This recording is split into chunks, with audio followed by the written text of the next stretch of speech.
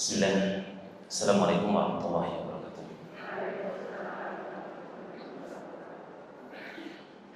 Alhamdulillah ihsani wa syukru la taufiq wa imtinani. Asyhadu an la ilaha illallah wahdahu la syarika lah ta'zima bi sya'nihi.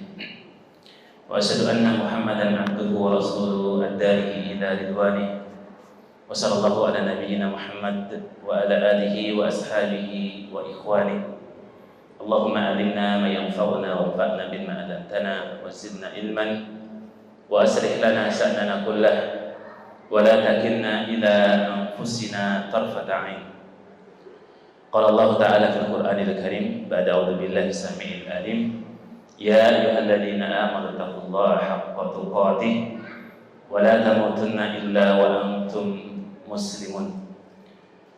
Amma ba'd, jemaah sekalian kaum muslimat rahimani wa rahimahumullah. Alhamdulillah wa syukurillah, pada pagi alhamdulillah tidak hujan, kita bisa berkumpul dalam rangka bersama-sama meniti dan mengikuti jalan menuju surga. Salah satu yang kita lakukan ini sadar tidak sadar, atau mungkin di halaqah ilmu kita paham ataupun belum paham, ataupun mungkin kita di halaqah ilmu itu tidak menulis atau menulis. Yakinlah jamaah, man salaka thariqan yaltamisu fihi ilman saharallahu bihi thariqan ilal jannah. Siapapun yang menuntut ilmu maka insya Allah punya jalan, punya jalur khusus yang tidak dimiliki oleh orang-orang yang tidak pernah ngaji. Jalur itu adalah jalan menuju surga, dan semoga amal kita diterima oleh Allah Subhanahu wa ta'ala. Tapi jemaah sekalian kaum muslimat rahimakumullah, insyaallah taala pada kesempatan pagi ini sebuah tema yang semoga tidak asing ya. Tema yang itu menjadi kebutuhan jemaah. Jadi kalau dalam kaidahnya para ulama disebut bahwa al-ilmu qabla al-qawli wal amal wa qabla al-amal wal ilm al-adab. Jadi ada istilah, sebelum kita beramal, sebelum kita berbuat, maka ilmui dulu. Nah, sebelum berilmu, kita miliki adabnya. Karena saya yakin ibu sekalian ketika disodorkan dua contoh orang atau kasus orang pintar tapi nggak beradab, dengan orang yang biasa-biasa aja atau mungkin nggak pintar tapi beradab, ibu-ibu pilih yang mana? Pinter yang beradab? Nggak ada, Bu. Jangan pilihan bikin opsi sendiri. Jenengan ketemu orang yang pinternya masya Allah, hebat, cerdas, jenius, tapi adabnya nol. Ya naik dikit lah, 0,1. Tapi jenengan bertemu dengan orang yang mungkin diajak mikir agak lambat. Ya kayak Pentium 1 zaman dulu kita. Itu pun di zaman jenengan sudah canggih loh, Pentium 1 itu. Jangan senyum-senyum jenengan, zaman jenengan Pentium 1 itu sudah canggih. Untuk anak-anak kita hari ini, kenapa? Dijual aja nggak laku. Jenengan ketemu dengan orang yang masya Allah diajak mikir lambat, ngitung-ngitung nggak bisa, tapi ngitung uang pinter. Tapi akhlaknya masya Allah ibu-ibu, akhlaknya baik. Jenengan kira-kira pilih yang mana ibu? Yang baik akhlaknya apa yang pinter? Yakin? Bener? Berarti saya nggak salah dulu di sini. Iya toh. Karena jenengan pilihnya adalah yang beradab. Bayangkan Nabi itu jamaah sekalian dalam kitab Minhajul Muslim, sebelum kita masuk ke materi, Nabi itu adalah jamalul khuluq wal khalqi. Nabi itu ada sosok manusia yang secara fisiknya itu terbaik, cakep, ganteng. Kalau Nabi Yusuf itu separuh dunia kecakapannya, kegantengannya, Nabi kita Muhammad di atasnya itu, jemaah sekalian ibu. Dan Nabi itu sampai tua, sampai wafat, perutnya itu masih kotak-kotak 6. Kalau suami panjenengan, kotaknya pasti 1. Kadang-kadang kebalik ya, yang harusnya seperti ini kan panjenengan, tapi nggak tahu kenapa bapak-bapaknya. Nabi itu masya Allah Beliau punya jamalul khulq wal khalq, punya fisik yang sangat istimewa. Ibu-ibu pasti tahu Bunda Aisyah itu dinikahi Nabi usia berapa, ibu-ibu? 9 tahun. Serumah 12 tahun. Orang yang paling cemburu dengan Nabi sinten? Bunda Aisyah. Tidak ada wanita yang paling cemburu kecuali Bunda Aisyah. Pernah banting piring? Jenengan nate banting piring, ibu-ibu? Nah. Kalau cemburu banting piring itu boleh. Banting lemari boleh. Ya. Banting semua boleh. Kalau cemburu, nggak apa-apa. Cemburu itu tanda cinta. Justru bahaya kalau jenengan nggak pernah banting piring. Dia suaminya chattingan sama siapa, jenengan, oh monggo Pak, terusin.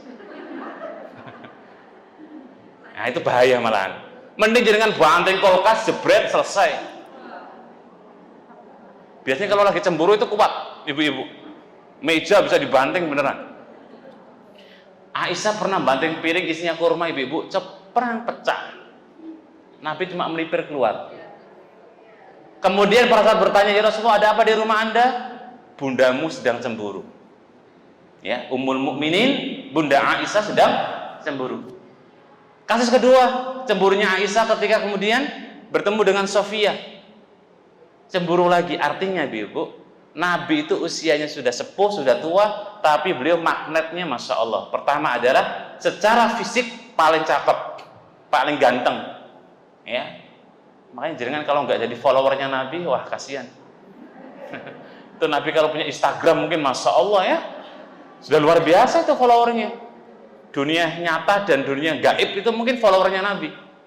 Tapi karena nggak ada dunia maya, jadi Nabi tidak dikenal dengan namanya follower, kecuali follower sejati, pengikut Rasulullah Shallallahu Alaihi Wasallam. Dan yang kita akan bahas Nabi itu sedikit sebelum kita masuk ke adab. Nabi itu jamalul khuluq wal jamalul khalqi, punya akhlak yang paling istimewa, ibu. Secara fisik beliau paling istimewa, secara akhlak beliau paling istimewa. Dan beliau SAW setiap beliau mau mengajari para sahabat, beliau tunjukkan dengan adabnya, ibu. Ya, makanya semoga setelah ini nanti adab ngaji, okay, kita sampaikan, ibu-ibu langsung semangat ngaji seminggu minimal 50 kali, Masya Allah. Ya, siapa tahu kan? HP itu kalau habis dicas, wah jenengan sergep ngetiknya, buka ini karena baterainya penuh. Ya siapa tahu kita habis belajar adab, jenengan semangat habis ini cari pengajian. Mana ada pengajian, datangin, ya. Walaupun sendirian, Masya Allah. Ya. Tapi jamaah sekalian kaum muslimat rahimani wa rahimakumullah, sebuah adab itu penting. Ya. Saya pakai ilustrasi di awal itu semoga kita punya gambaran kalau adab itu menjadi hal yang sangat penting daripada hanya sekedar intelektual, kecerdasan, kehebatan. Bahkan, nah sekarang contoh berikutnya, misalnya jenengan ketemu orang yang gantengnya pol, ibu-ibu, cakep, 1-10 dia 10,1 lah gitu. Tapi akhlaknya naudzubillah, suka nempeleng istri, suka nempeleng orang, suka nendang, suka wis macem-macem. Lagi kasus KDRT ya bu ya, tas tuh. Aduh, jangan curhat. Saya nggak terima curhatan, Jih. Ada orang cakep, Masya Allah, dia putih, gede, tinggi. Bukan sapi ya, ini orang. Tapi akhlaknya terhadap keluarga, terhadap orang lain, tangannya ringan, sering nendang, mukul. Terus jenengan ketemu orang yang kedua, ya nggak good looking amat lah. Nilainya 1-10, dia di angka 5, ya turun dikit 4,5. Tapi akhlaknya Masya Allah sama ibu-ibu, sering ngasih uang, ngasih belanja, senyum, kasih mobil, kasih rumah. Pilih mana ibu-ibu? Kedua. Memang matre ibu-ibu nih. Akhlaknya senyum, baik gitu. Saya kira ibu-ibu kita sepakat ya, akhlak itu tolak ukur utama, betul ya? Oke. Berarti akhlak itu tidak jauh dengan adab, ibu-ibu. Makanya kenapa Nabi itu diutus, innama bu'istu liutamimu makarimil akhlak. Nabi itu diutus untuk mendesain, untuk menyempurnakan, untuk memperbaiki akhlak-akhlak kita umatnya yang kurang beres. Berarti kalau kita selama hidup mengaku umatnya Rasulullah, sudah memegang bagaimana sunnah beliau, ajaran beliau, akhlaknya masih buruk, jangan mati dulu, Bu. Oke? Iya kan? Sampai benar-benar kita punya akhlak yang baik. Upayakan begitu. Jangan sampai kita meninggal sebelum benar-benar apa yang jadi tujuan Nabi diutus, merubah akhlak kita, adab kita, yang tadinya buruk jadi baik. Kalau belum, berdoalah panjang umur dulu. Tapi kalau mau duluan, dia monggo. Toh nggak bisa dihalangi juga. Ya. Nah, termasuk diantaranya adab yang paling penting adalah adab majelis ilmu. Bukankah Allah Ta'ala berfirman, ibu-ibu, yarfa'il ladina amanu minkum. Allah mengangkat kualitas di antara kita orang-orang yang beriman. Walladina utul ilma darajat. Dan Allah angkat derajatnya orang-orang yang berilmu. Bayangkan, posisi panjenengan punya manzilah yang berbeda dengan orang di luar sana. Yang jual bakwan, bakso. Ya. Dengan posisinya di atas. Ya, kecuali habis ini dengan jual bakwan, jual bakso, ya mungkin levelnya nanti sama. Orang-orang yang senantiasa berilmu itu punya manzilah. Kita sudah punya poin plus satu, ibu-ibu. Apa? Kedudukan yang istimewa di hadapan Allah Subhanahu wa ta'ala. Yarfa'il ladina amanu minkum walladina utul ilma darajat. Satu. Jadi kita sudah 1-0 dengan orang yang di luar yang nggak ngaji. 2-0 kalau panjenengan paham ilmunya. 3-0 kalau jenengan kemudian beramal ilmu. 4-0 jenengan dakwahkan. 5-0 jenengan terus istiqomah. Masya Allah. Ini kalau nggak dilengkapi dengan adab, itu musforoh, ibu. Eman. Ya? Sia-sia. Oke, kita masuk. Ya? Saya nggak akan bahas keutamaan ilmu karena sudah banyak, tapi lebih kepada adab-adabnya, sehingga ibu-ibu nanti setelah pengajian ini mendapatkan sedikit faedah dari apa yang kita sampaikan. Baik. Saya ambilkan dalam kitab, karena kitabul ilmi itu banyak sekali, ibu-ibu. Ada kitab terkait dengan Fadlu al-alim wal ulama. Ada kitab terkait dengan kitabul ilmi. Ada kitab terkait dengan adabul muallim wal muta'allim. Banyak sekali. Kita bisa copot beberapa poin-poin dalam bab masalah adab. Tapi salah satunya yang ada di hadapan kita, insyaallah ta'ala, saya coba paparkan dalam kitabul adab, adab thalabul ilmi, yakni terkait dengan bagaimana adab seorang muslim dan muslimah dalam belajar. Yang pertama, tidak kita pungkiri, modal yang paling besar adabnya adalah ikhlas, ibu-ibu. Ini saya kira tidak perlu panjang lebar, karena saya yakin ibu-ibu modalnya di sini semuanya ikhlas. Betul ya? Atau ada yang di sini karena ingin reuni sama temannya? Nah, itu dihilangkan tuh. Atau yang di sini karena kemudian, ibu ngaji, saya mau ngaji ah. Dari awal ibu-ibu ketika muslim mendengar ada informasi kajian sudah tanamkan ikhlas.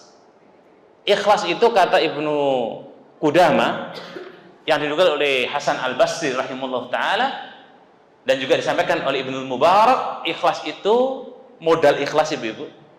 Amal kecil jadi besar. Ya. Amal besar jadi kecil disebabkan karena niat.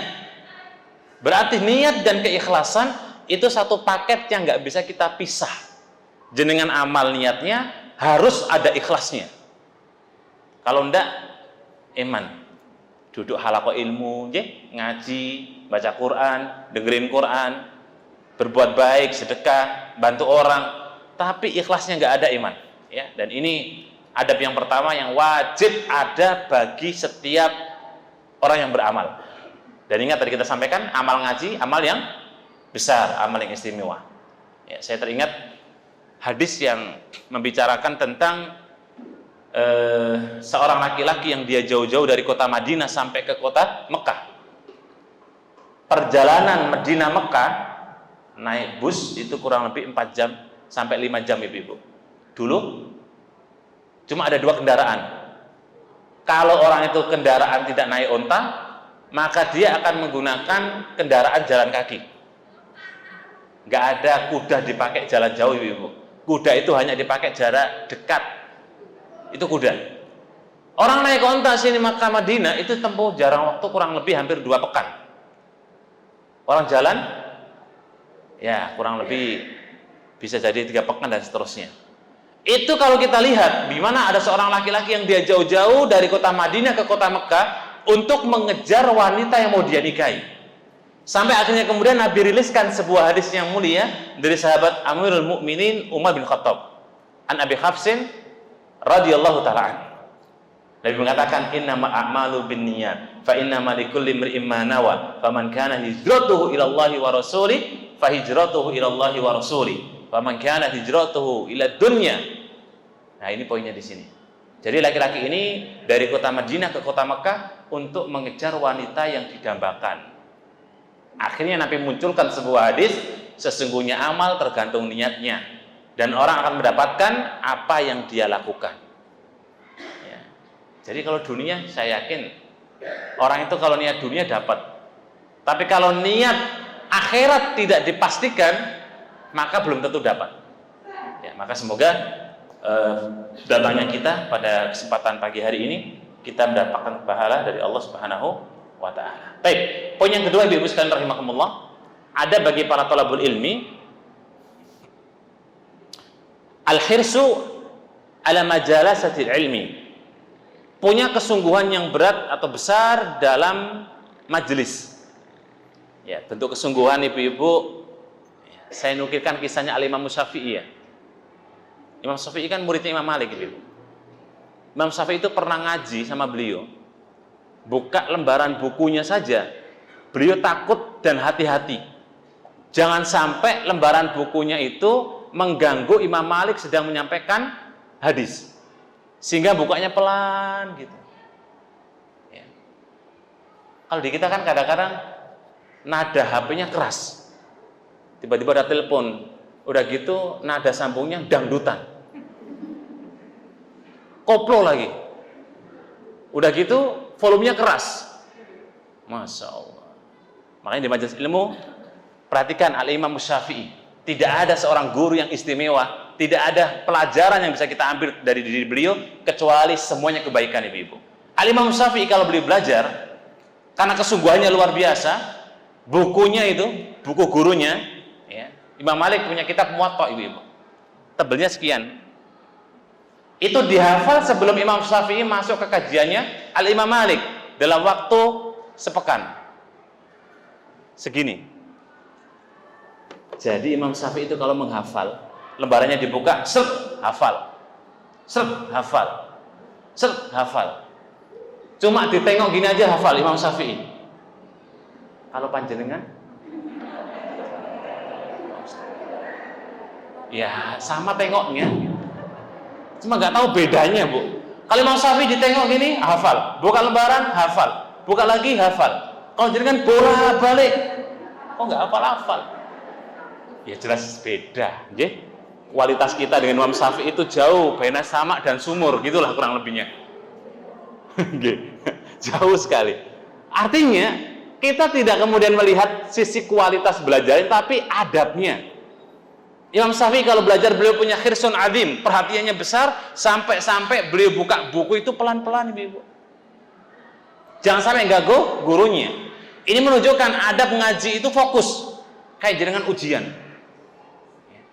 Ada nggak ujian tidur? Nah, apalagi ujian PNS. Wah, udah malah petaka itu. Ketika kemudian orang itu majelis ilmu, sebagian di antara para ulama menyebutkan kesungguhan itu kalau ditaruh burung di atas kepala kita ibu-ibu, burung itu anteng, duduk. Menunjukkan kalau kemudian orang itu anteng, khusyuk mendengarkan gurunya. Fahadal adab min ahamiyatil adab. Adab duduk majelis ilmu dengan anteng itu puncaknya adab.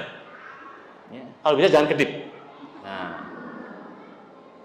ya nggak mungkin Ustaz, ya. Apalagi kalau ya enggak sih ibu belum ada yang ngatok ya, aman ya. Kalau di luar itu sampai ada yang ngorok itu loh. Insya Allah gitu ya. Taib. Jadi khirsun ala majlisul ilmi. Kesungguhan kita dalam mencapai ilmu itu adab yang besar ibu. Sehingga salah satu di antara kesungguhan itu ya minimal duduk. Kalaupun misalnya ibu nggak nyatet karena emang ya cukup mendengar, direkam, sampai rumah ditulis lagi kan gitu. Ya. Imam Syafi'i yang belajarnya kayak gitu ibu. Beliau kalau belajar sama Imam Malik, beliau dengar direkam di sini, ditampung dulu, sampai kondor beliau pulang, Semua perkataan gurunya dicatat semua dan gak ada yang terlewat. Kinten-kinten ibu-ibu mengke kondur apa yang saya sampaikan dari salam sampai wassalam saged dicatat. Wah, kalau bisa luar biasa. Taib, ala kulli hal. Kesungguhan kita dalam belajar ibu-ibu itu menunjukkan akan perhatian kita dengan ilmu. Ya. Dan tolong diperhatikan, belajar ilmu agama dengan ilmu dunia itu punya porsi dan posisi yang berbeda. Ketika ibu-ibu belajar ilmu din yang dibacakan Al-Qur'an dan As-Sunnah, maka berbeda dengan dibacakan rumus-rumus kimia, rumus matematika. Sama-sama bidang ilmu, cuma ada kualitasnya. Makanya banyak pujian dalam bab masalah ilmu agama ketika kita bicara masalah belajar ilmu din. Salah satunya Nabi kita pernah bersabda, "Man istama'a qaumun fi baitin min buyutillah." Barang siapa yang duduk di antara rumah-rumah Allah, yatluna kitaballah. Ya seperti ini, kita ngaji. Kemudian yatadarasuna bainahum, saling mengingatkan. Maka Allah berikan keutamaan yang sangat istimewa. Itu disebabkan karena orang yang sungguh-sungguh. Ya, dan bukan karena Nabi kita bersabda, "Man jadda wajadah." Siapa yang sungguh-sungguh perhatiannya dengan ilmu, insya Allah Allah berikan ilmu. Tapi kalau perhatiannya separuh, Allah berikan separuh. Kalau perhatian sepertiga, Allah berikan apa? Sepertiga. Kalau Allah berikan kepada kita ilmu yang qalil sedikit, mungkin barangkali perhatian kita juga sedikit. Sehingga ilmu itu sesuai dengan apa yang kita sungguh-sungguhkan jemaah. Ya banyak contohnya ulama-ulama kita, masya Allah. Contoh yang Nawawi rahimahullah ta'ala, usia beliau 40 tahun ibu-ibu. Allah sudah panggil. Ya usia-usia masih muda lah ya. Tapi ketinggalan mudahan jenengan. Ini masih 17-an lah. Ya mentok dikit 21, ya, 22. Kalau pakai masker itu kan mudah-mudah gitu bu. Imam Nawawi 40 ibu-ibu. Beliau meninggal dunia. Tapi bisa kita rasakan bagaimana ilmu beliau sampai detik ini. Setiap masjid pasti membaca namanya buku Riyadhus Shalihin. Betul ya? Itu karya Al-Imam Nawawi. Yang beliau tulis dengan kesungguhannya, masya Allah. Tidak ada waktu yang beliau gunakan kecuali cuma 2. Masjid, perpus. Masjid, perpus. Sampai beliau itu lupa nikah. Karena Imam Nawawi itu beliau meninggal dalam kondisi masih jomblo. Masih single. Masih belum menikah. Ada pun orang hari ini yang tidak menikah bukan karena dia belajar. Mikirkin cari jodoh nggak dapat-dapat, akhirnya nggak nikah-nikah. Terlalu mikirkin, terlalu milih, akhirnya nggak nikah. Kalau Imam Nawawi, beliau karena sibuk belajar, kesungguhannya, dan kita bisa merasakan bagaimana ilmu yang beliau miliki disebabkan karena kesungguhannya. Maka oleh karena itu ibu-ibu, kesungguhan kita, apalagi ini kajian kan per pekan sekali J. Kalau ibu-ibu punya buku khusus, ini saran saja, diterima alhamdulillah, kalau enggak, wah harus diterima sih. Jangan punya buku khusus, jangan catat setiap pertemuan kajian hari Rabu pagi. Apa yang jangan perlu catat aja. Asal jangan tunggakan dan jangan masalah utang piutang. Catat aja semua, tumpuk ibu-ibu. Tunggu 1 tahun yang akan datang. Kira-kira itu filenya akan jenengan baca 2 tahun, 3 tahun, 4 tahun, 5 tahun yang akan datang, dan itu akan luar biasa ibu-ibu. Siapa tahu dengan demikian kita bisa murojaah. Ya, bisa bahkan dengan itu kita bikin buku dan lain sebagainya. Baik, itu poin yang kedua, al-hirsu ala majlisil ilmi, sungguhan kita dalam majelis ilmu.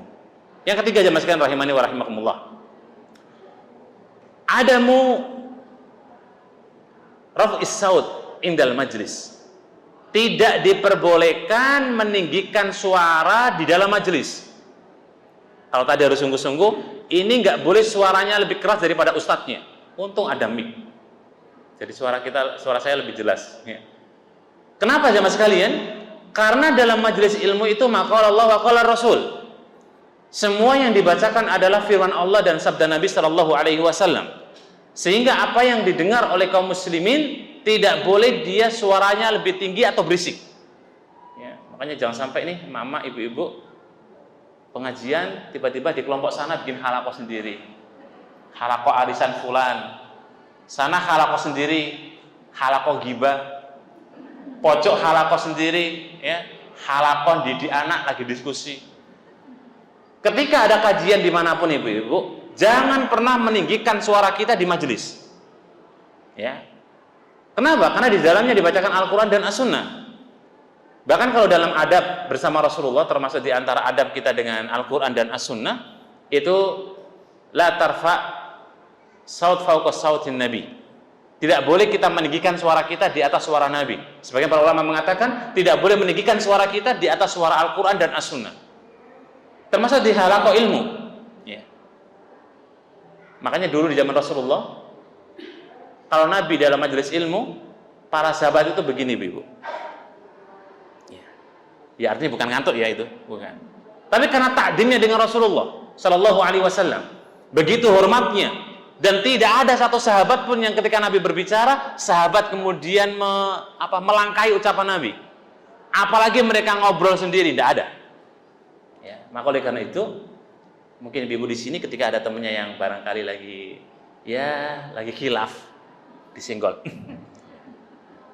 Kalau nggak paham, senggol lagi. Nggak paham lagi, diem Bu, gitu. Kok ternyata ibunya nggak paham-paham, ini ngapain gitu ya?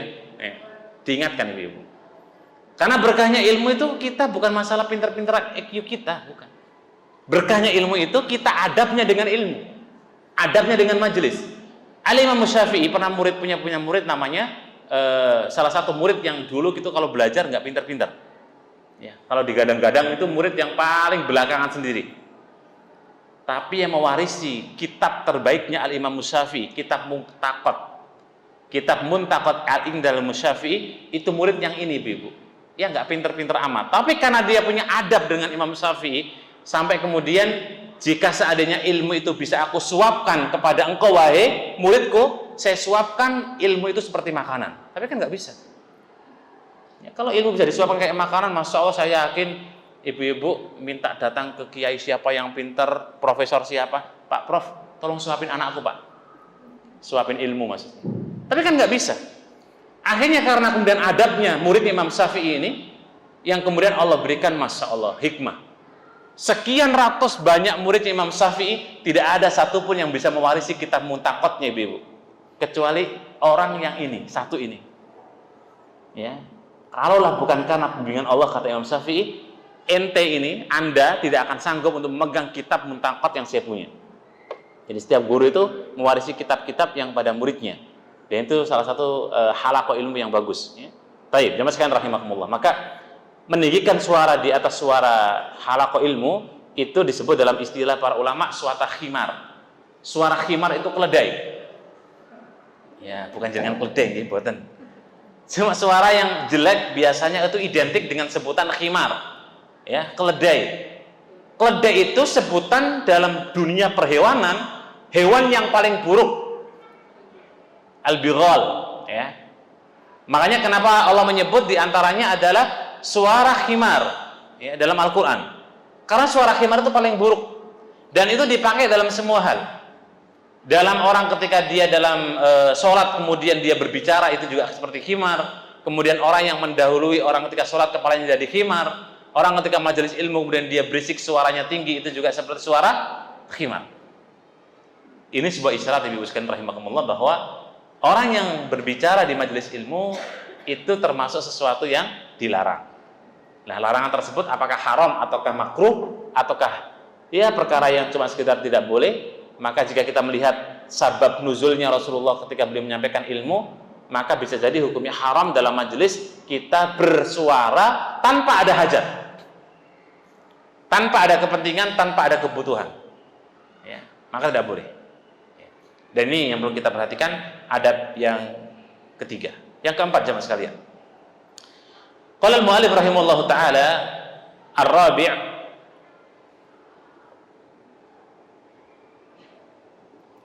adamul istighal bi umuri dunia. Tidak boleh di majelis ilmu kita sibuk dalam urusan dunia. Contohnya gimana Ustaz? Contohnya majelis ilmu tapi WhatsAppan tawar-menawar dagangan. Ya dihindari lah Ibu, ya. Atau dalam majelis ilmu kemudian seseorang itu memiliki salah satu semangat ya dalam dunianya. Dia duduk majelis ilmu, dia dengerin, tapi tangannya kerja juga. Ada nggak sih orang itu fokus sana, tapi tangannya bisa ngetik sendiri? Lagi nawar barang, ini itu, gitu. Ya. Orang yang dalam majelis ilmu kemudian asyighal ila dunya, maka ini orang yang tercela, Ibu. Di majelis ilmu tidak ada tempat untuk kemudian kita berbisnis dunia.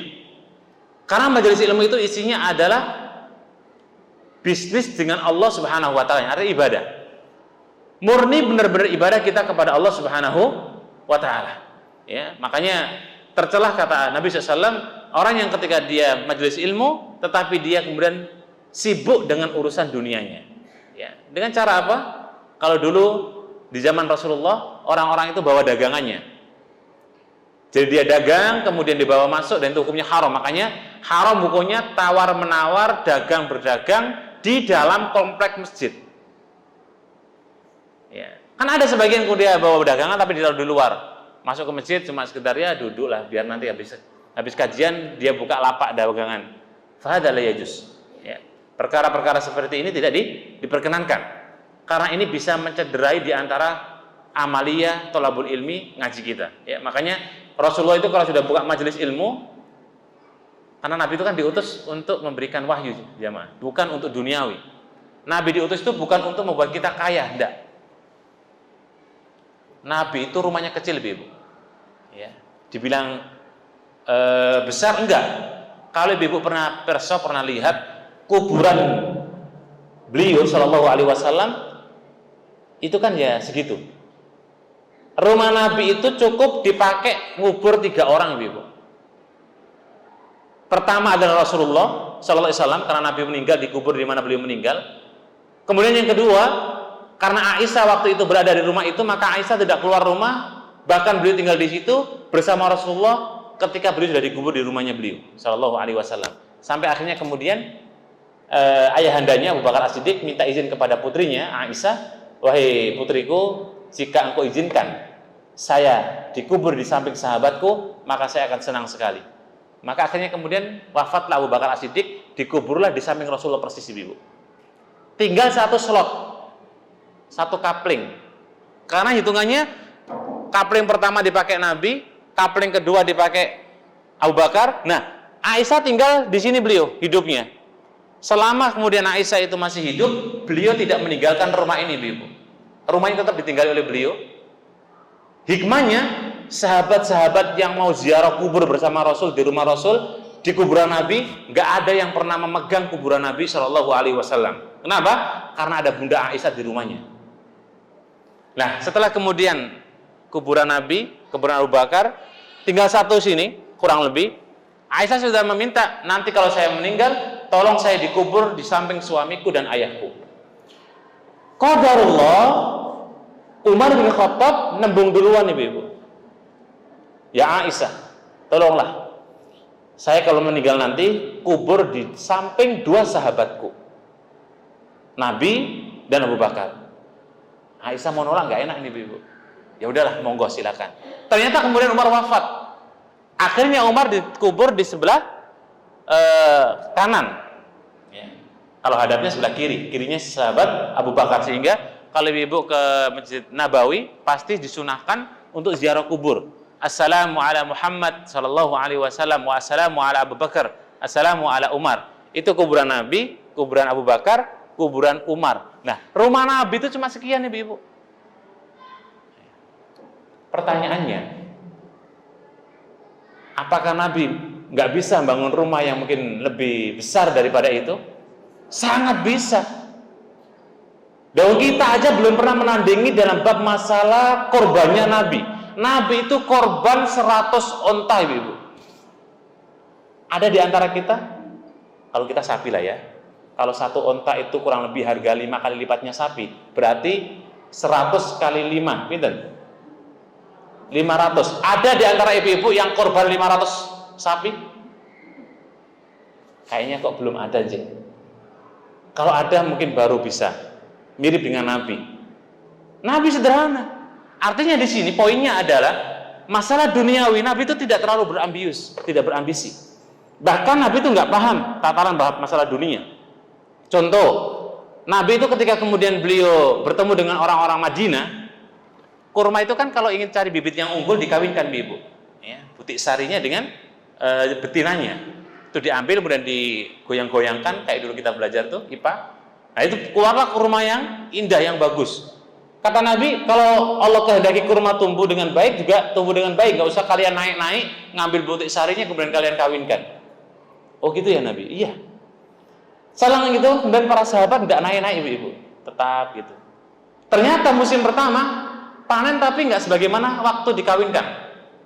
Ya dikit tapi jelek-jelek. Musim kedua, sama. Bahkan lebih buruk. Tidak ada panen dan kurmanya tidak berbuah. Musim ketiga lebih buruk lagi. Akhirnya musim keempat sahabat memberanikan diri untuk lapor. Ya Rasulullah, panjenengan ngendikan tadi nggak perlu dikawinkan. Saya tidak kawinkan 4 musim. Tapi musim yang terakhir ini kita, masya Allah ya Rasulullah, mendapatkan kerugian besar. Kurma-kurma kami tidak berbuah. Nabi katakan apa jamaah? Ini hadis historis munculnya. Antum a'lamu bi umuri dunyakum.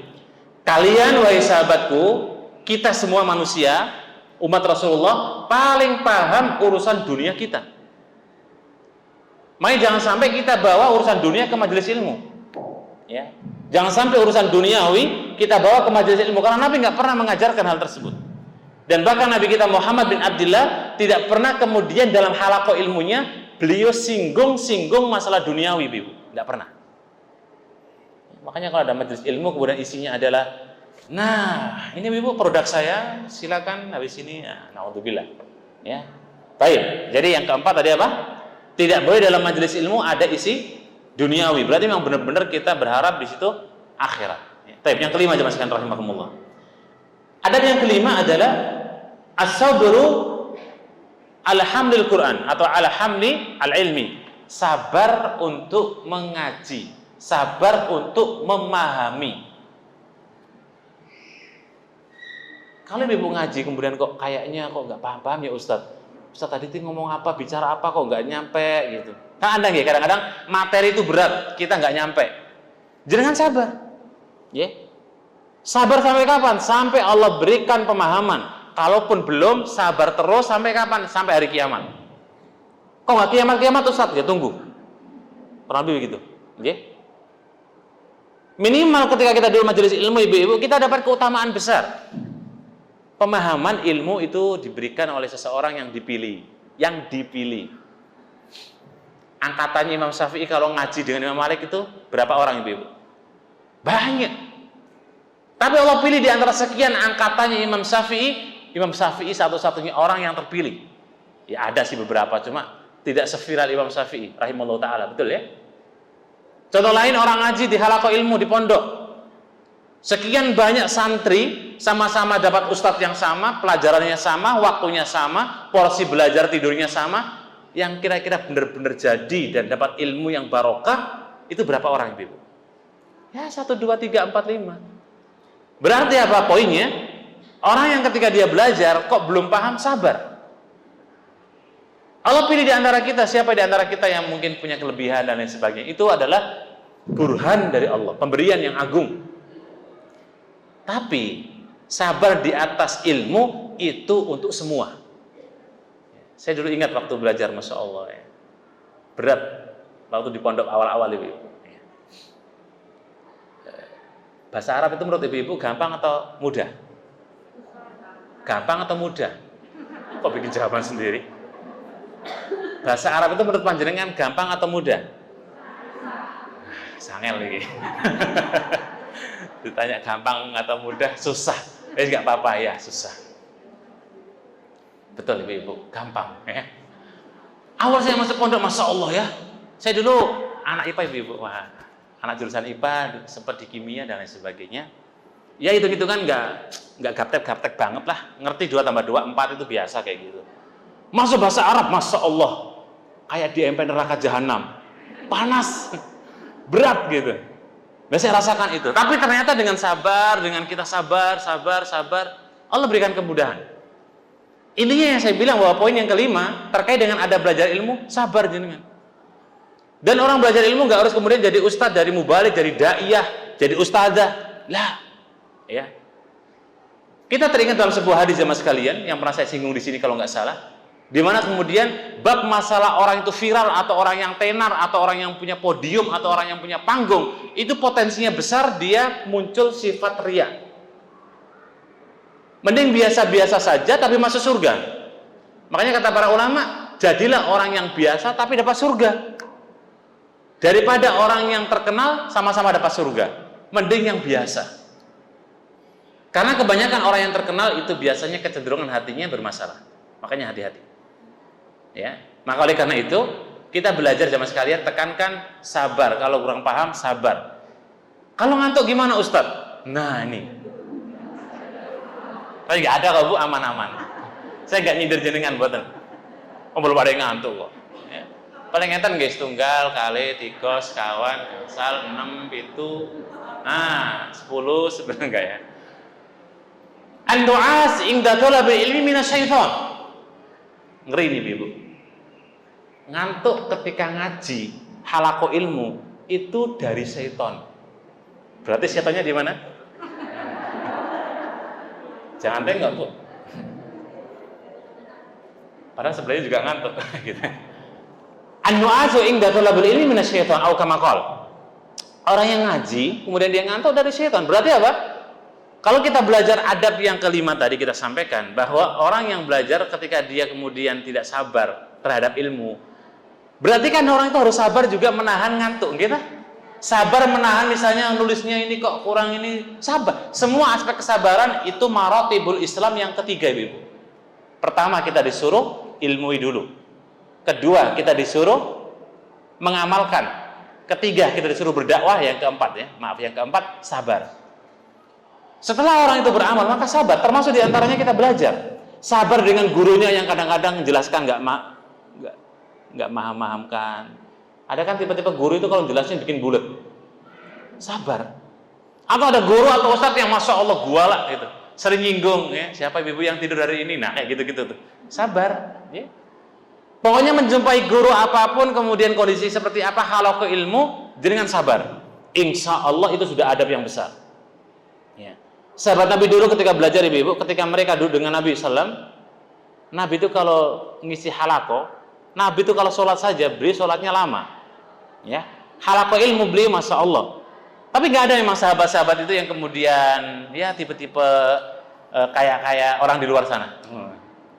Kemudian tipe-tipenya berisik, rame, main sendiri. Ya, sahabat itu semua seakan-akan ngaji bersama Rasulullah, di kepalanya ada burung ibu. Jadi konsentrasinya tinggi. Dan mereka mengulang pelajaran bersama Rasulullah 5-7 kali dalam satu ayat. Pertanyaannya, mungkin di antara ibu-ibu ada yang ngaji bab tafsir. Pernah nggak ibu-ibu ngulang kajian tafsir di surat yang sama, pertemuannya berkali-kali? Misalnya, pertemuan hari ini kita akan bahas ibu-ibu surat Al-Ikhlas. Besok kita bahas Al-Ikhlas lagi. Besok bahas Al-Ikhlas lagi. Besok pertemuan keempat, Ustadz sudah nggak punya jamaah, kayaknya loh ya.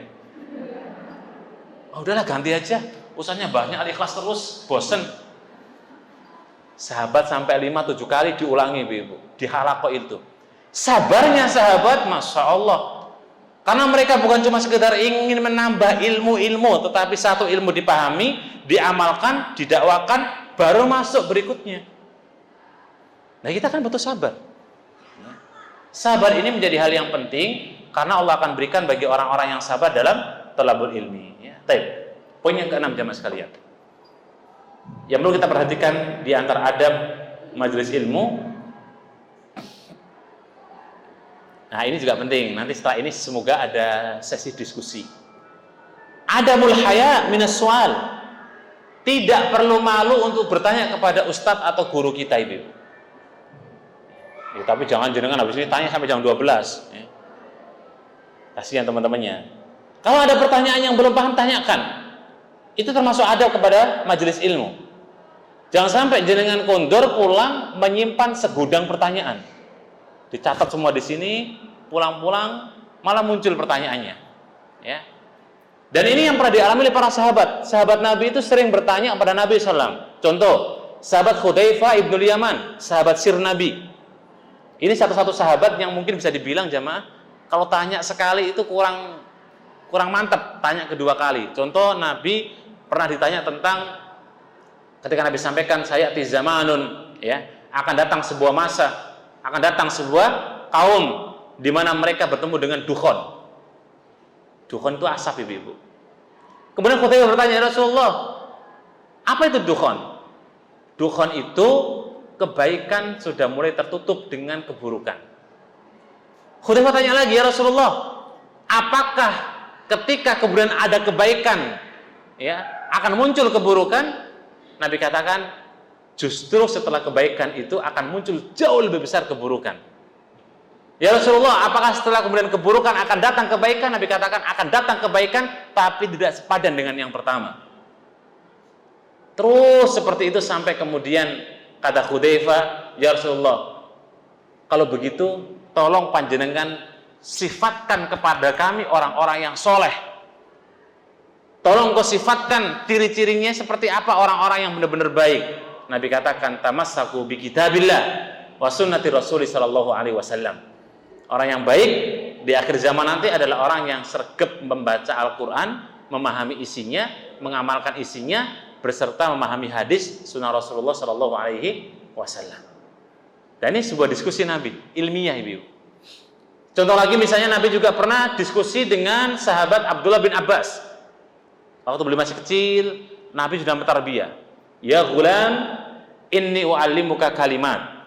Saya ingin ajarkan kepada Anda sampean beberapa kalimat yang mulia. Kemudian Ibnu Abbas bertanya terkait dengan Nabi Rasulullah, ya, bagaimana saya memahami terkait dengan fasta'in billah, ya, mintalah tolong hanya kepada Allah. Apa yang dipahami oleh beliau? Semua aspek pertolongan hanya kepada Allah Subhanahu wa taala, boleh pada manusia semampu dia lakukan. Artinya jamaah sekalian, pertanyaan ketika majelis itu hal yang biasa. Ya. Kalau ada permasalahan, monggo silakan, dan dengan adab sesuai yang Nabi ajarkan, tidak boleh ngetes guru kita. Ya, itu penting. Mentang-mentang jenengan sudah khatam 35 juz gitu, tiba-tiba ustadznya dites. "Ustadz, coba hafalkan juz 31. Masya Allah, kadang-kadang ada tuh. Halaqah pengajian, ustadznya dites sama jamaahnya, nggak boleh, ibu. Sehebat apapun jenengan, jangan pernah ngetes guru-guru kita. Ya, ini himbauan. Contohnya hari ini jangan ngetes ya. Ini contoh. Nggak boleh, ya. Keberkahan ilmu itu ada dengan kita mentakdimi guru kita walaupun kita hebat. Ada sebuah kisah yang di Yaman ya. Ini kisah dari kisah teman ya. Saya nggak dengar langsung dari yang memberikan kisah, tapi insya Allah bisa kita ambil hikmahnya. Di mana ada orang yang alim, sebab gurunya dia jadi pintar, ibu. Sebab dengan gurunya dia pintar, bahkan melampaui gurunya. Suatu ketika dia mendebat gurunya, "Guru, kok guru nggak tahu ya hukumnya ini? Ini saya tahu nih, dikasih tahu semua." Singkat cerita, intinya orang ini jadi pintar dengan izin Allah Subhanahu Wa Taala. Gurunya lewat, ibu. Ternyata suatu ketika, karena sudah merasa hebat, pintar, bertemu dengan gurunya tadi, nggak dipanggil Syekh. Ya kalau kita menyebutnya guru kan, Syekh Fulan gitu. Namanya Syekh Muhammad. Dia datang ke majelis ilmu, manggilnya Muhammad. Murid-muridnya bilang, "Hei, sampean ini manggil guru kita Muhammad, panggil Syekh." "Oh enggak, levelnya beda." Gitu. "Sekarang bukan guru saya lagi, karena saya sudah pintar daripada guruku." Apa kata gurunya? Dia mengatakan dengan kalimat bahasa Arab, semoga Allah Allah jatuhkan kamu dimanapun kau berada. Akhirnya dia pergi karena sudah merasa hebat, nggak lagi dekat dengan gurunya. Dia punya pengajian yang besar, ibu. Di mana-mana dia kajian diundang, pintar pokoknya lah, hebat gitu. Satu saat dia mau ngisi kajian atau halaqah ilmu atau seminar atau apa, kalimatnya waktu mau ngomong nggak keluar aja, nggak tahu kenapa. Singkat cerita, katanya pintar gitu. Akhirnya jamaahnya, "Wah, ganti Ustaz." Ternyata dia tidak bisa mengeluarkan kalimat-kalimat tertentu ya, bukan semua. Kalimat-kalimat tertentu. Setiap diundang, mau ngomong yang tadi dia pintar, hebat, jago, ada kalimat yang nggak keluar. Akhirnya nggak dipakai gitu ya. Singkat cerita, semua orang yang tadi menghormati dia dengan ilmunya, akhirnya dia direndahkan dengan, ya karena ilmunya juga. Katanya pintar, ini mengatakan pintar tapi enggak. Akhirnya dia beralih ke bisnis, ibu, dagang. Dia pertama punya uang, pasang modal ini, lama-lama hutang ke tetangga-tetangganya. Singkat cerita, ya bangkrut atau rugilah gitu. Akhirnya kemudian dia jadi kayak orang, ya kalau bahasa kita ya, gembel lah gitu. Ya, ketemulah dengan salah satu santrinya Syekh Muhammad. Kemudian ditanya, "Hei, Fulan, bukankah Anda dulu adalah orang yang hebat, orang yang pinter? Kok sekarang gembel?" Ajak aku ke guru kita. Ajak aku ke guru kita. Diajaklah ibu-ibu, ya. Dan ternyata disitulah baru dia mengakui dan dia minta maaf pada gurunya. Apa kata gurunya? Apa yang aku berikan dulu mungkin diambil Allah Subhanahu wa taala. Ya. Karena ilmu dasarnya pemberian dari gurunya. Tapi karena kesombongannya Allah cabut semua. Ya, makanya oleh karena itu ibu sekalian rahimakumullah, mungkin guru-guru kita yang di desa, di kampung yang ngajari kita alif ba ta sa jim kha kha, yang dari situ kita bisa belajar Al-Qur'an, betul? Jangan lupakan jasa beliau. Beliaulah yang orang yang paling besar pahalanya ketimbang guru-guru kita di kampus, di sekolah. Yang di kampung kita itu, kalau ngajari TPA, alif ba ta yang kita nggak ngerti apa-apa, itu Masya Allah ibu-ibu. Itu pahlawan sebenarnya. Pahlawan itu kan ngajar tanpa digaji, gitu. Itu mereka yang ngajari kita alif ba ta, akhirnya jadi kita yang Masya Allah mahir Quran, mahir bacaannya. Itu jangan dilupakan. Ya, itu basic awal kita bisa baca Quran dengan sebab beliau. Ya, maka jangan sampai ya, sebagaimana yang tadi kita sebutkan, kita tanya dengan ustadz kita, walaupun kita pinter, hebat, kita lebih tahu mungkin. Dan tidak bentuk kemungkinan begitu, jangan sampai mencoba ingin ngetes ustadznya. Ustadznya pinter nggak ya? Coba saya kasih pertanyaan. Level pertama, ini nggak berat-berat amat, bisa nggak dia? Oh bisa. Tes kedua, oh bisa juga. Tes ketiga, oh bisa juga. Oh ustadznya hebat juga ternyata. Udahlah, nggak usah ngetes lagi. Jangan ibu. Ya. Kalaupun kita lebih tahu dan ada kesalahan guru-guru kita, ingatkan dengan baik. Itu termasuk adab. Baik, poin yang terakhir jemaah sekalian rahimakumullah. Poin yang ke-7 termasuk di antara adab dalam belajar. Nah, ini yang terakhir barangkali sebagai pamungkas adalah berdoalah kepada Allah Ta'ala, ya. Mintalah diberikan pemahaman ilmu yang benar, ilmu yang barokah, ya. Yang sering Nabi katakan dalam doa yang saya baca di awal, Allahumma alimna ma yanfa'una. Ya Allah, ajarilah kami yang bermanfaat. Wanfa'na bima alamtana, dan manfaatkanlah apa yang Engkau ajarkan kepada kami. Berikanlah manfaat pada orang lain. Ya, wazidna ilman, dan tambahkan ilmu. Ini sebuah doa yang harus kita baca ibu-ibu. Ya, tanpa doa, tanpa kita minta dan merayak kepada Allah, jenengan juga nggak akan kemudian jadi orang hebat. Ya. Jangan merasa dengan ikhtiar usaha kita jadi orang hebat, jadi orang kemudian sukses. Enggak. Itu tidak lepas dari doa kita mungkin dulu, atau doa tetangga kita, atau doa keluarga kita. Ya.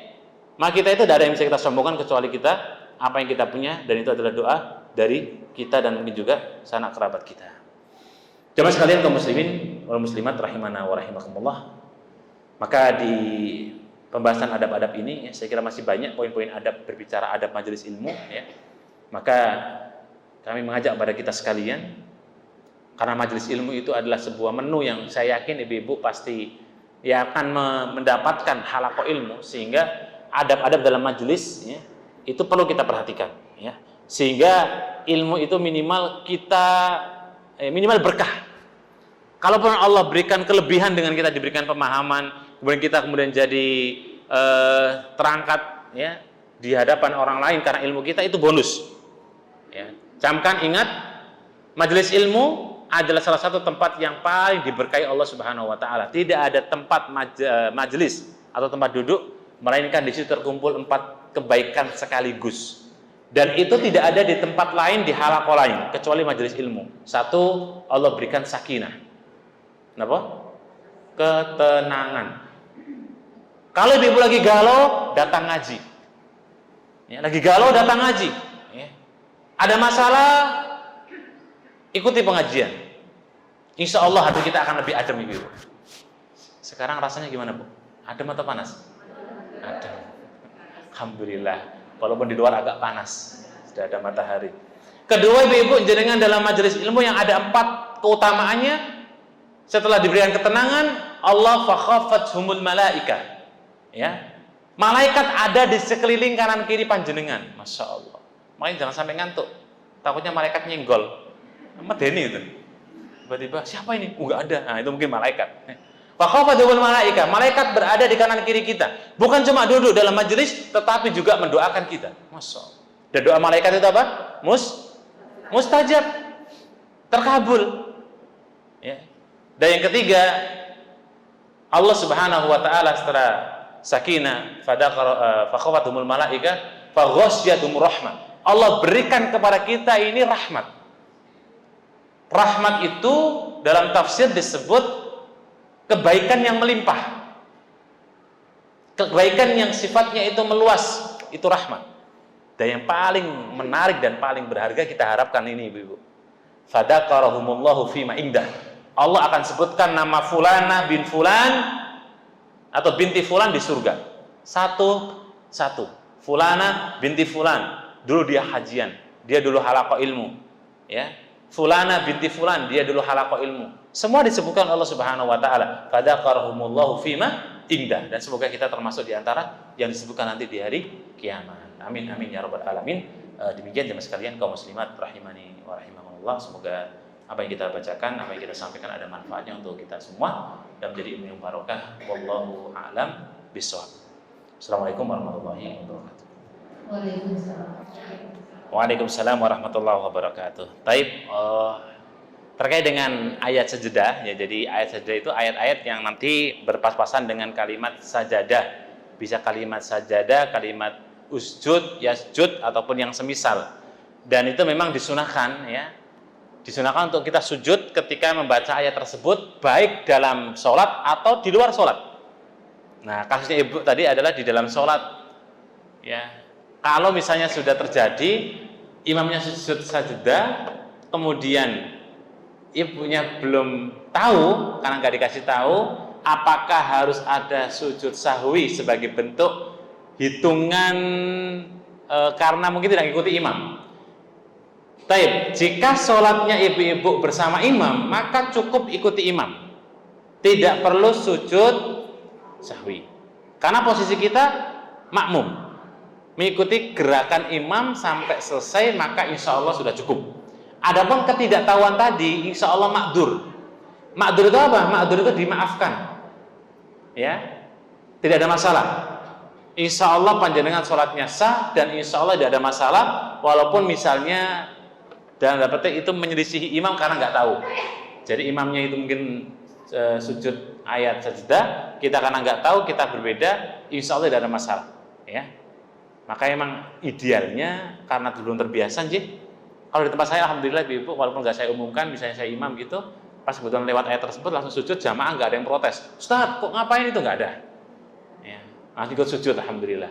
Tapi penting untuk disampaikan ke jamaah biar kemudian jamaah itu perhatian dan nanti ketika baca ayat itu sujud kita bisa ngikutin semua. Nah, wallahu a'lam.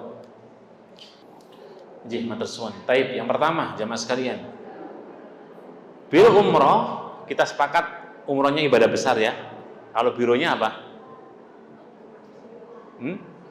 Ibadah atau ibadah? Bisnis.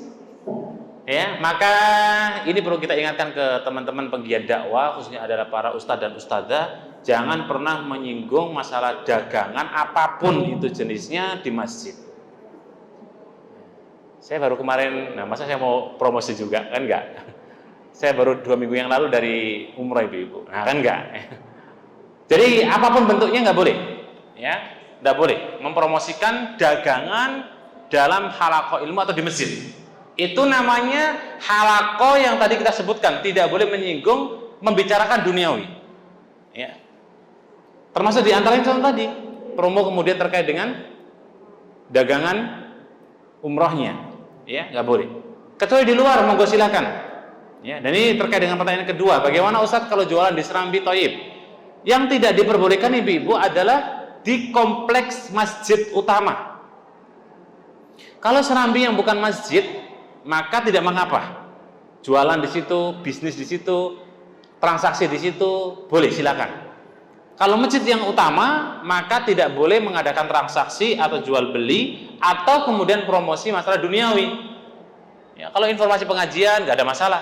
Tapi kalau promosi terkait dengan potongan diskon umroh, nah itu yang bermasalah. Ya. Nanti kalau mau promo di luar, ya itu sama dengan duniawi. Berarti kalau kita pakai dalam contoh ya seperti itu contohnya salah satunya. Kalau di Serambi silakan. Nah, cuma nanti untuk memastikan kompleks utama masjid itu yang mana, itu nanti tanya ke takmir. Ya, sehingga ada batasan-batasan kita harus masuk ke zona yang memang haram hukumnya untuk dagang atau bisnis di dalam tersebut, dalam masjid maksudnya. Ya. Dan itu kalau sampai terjadi orang yang itu transaksi di masjid, maka itu naudzubillah, termasuk di antara tidak ada berkahnya orang yang transaksi dalam masjid. Nah, wallahu a'lam. Ustaz, kalau makan di dalam masjid bagaimana ya? Oh, taib. Makan di dalam masjid boleh. Ya. Makan dalam masjid tidak ada masalah, asal kemudian jaga kebersihan. Ya, makan dalam masjid boleh, silakan, tetapi jaga kebersihan masing-masing. Nanti kalau ada sampah dibawa pulang, dibawa pergi dan ditaruh di tong sampah. Nah. Taib. Arisan ini muamalah ibu-ibu ya, bukan bisnis dagang. Saya nggak tahu tipe-tipe jenis arisan ya. Biasanya mama tahu tipe-tipe arisan 1, nah 2 saya nggak tahu. Tapi yang jelas arisan itu bentuk murni sosial atau muamalah. Hukum muamalah di masjid ya, selama tidak bisnis dan tidak dagang maka sebenarnya nggak ada masalah. Yang jadi masalah adalah ketika kemudian ngaji ada embel-embelnya arisan. Ini harus hati-hati ibu. Ya masalah niat urusan jenengan urusan Allah Subhanahu wa taala, tapi jangan sampai gara-gara itu semangat kita untuk arisan yang belum jelas keluarnya siapa gitu. Jadi kalau muamalah di dalam masjid hukum asal nggak ada masalah, termasuk di antaranya arisan. Makanya saya nggak tahu nih sifat dan cara arisannya. Tapi saya katakan hukum asal ibu ya, muamalah nggak ada masalah. Ya, saya tambahkan ketika itu kemudian arisan ditaruh di dalam lingkup kajian, sebenarnya nggak ada masalah juga. Cuma jangan sampai dengan sebab adanya arisan, ibu-ibu kemudian niatnya geser-geser dikit. Itu yang bahaya. Nah kalau bisa untuk biar adem niatnya, kenceng niatnya, tepat niatnya, arisannya taruh tempat yang lain. Jangan di halaqah ilmu. Sehingga panjenengan ketika ngaji benar-benar murni, ya bismillah. Yang sudah bismillah karena Allah aja ketika ngaji di tengah jalan karena bakwan, karena gorengan ya, wallahu a'lam. Jadi kalau arisan secara hukum muamalah nggak ada masalah, cuma kalau saya ditanya, saya sarankan jangan diikutkan, jangan dikaitkan dengan halaqah ilmu pengajian. Nah, wallahu a'lam. Ustaz, kalau arisan itu boleh seandainya kita tidak kerja, katanya begitu, apa betul Ustaz? Ya sebenarnya kalau di arisan asal ada uang yang tidak dipakai istilahnya bentuk apa? Saya nggak tahu model arisan ibu ya. Tapi yang jelas kalau tuan rumah mau menjamu dengan uangnya sendiri nggak ada masalah. Silakan. Ya. Takutnya yang menjamu ini adalah uang siapa yang kemudian seperti apa gitu. Ya. Maka ini butuh contoh realnya seperti apa. Ya, saya nggak mengatakan boleh atau nggak boleh karena belum ada contoh. Tapi hukum menjamu orang, menjamu teman-teman arisan nggak ada masalah. Ya. Hukum arisan itu murni bentuk sosial ibu-ibu. Ya kayak masalah pinjam peminjam, hutang piutang kayak gitulah. Hukumnya boleh. Nah coba jangan sampai meletakkan sesuatu dicampur biar ibu-ibu semangat ada embel-embel arisannya. Ya itu kalau bisa saya sarankan sih dihindari ya. Saran saya dihindari.